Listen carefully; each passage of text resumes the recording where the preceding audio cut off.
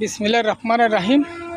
আমি একটা টাউনে এখন আছি। এই টাউনে প্রচুর ভিক্ষুক দেখা যায়, কারণ ভিক্ষুক সব জায়গায় আছে, কম আর বেশি।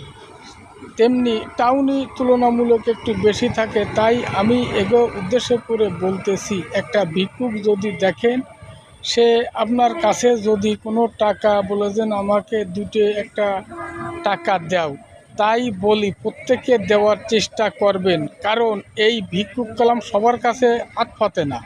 আপনার কাছে মনে হয়েছে আপনি দিতে পারবেন, ওর দীর্ঘ বিশ্বাস, এই বিশ্বাসের কারণে কলাম ও আপনার কাছেই চালু।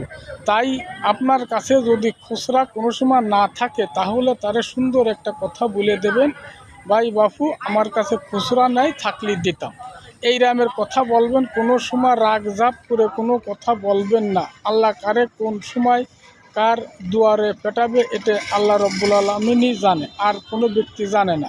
তাই আজকের রাজা, কালকের ফকির, একটা কথা আছে, কথাটা যুক্তি আছে, ভালো মিল। তাই প্রত্যেককে বলি, কোনো সময় কেউরে নিরাশ করবেন না, কথাটা বুঝতে হবে, রাগ করা যাবে না। আল্লাহ হাফেজ।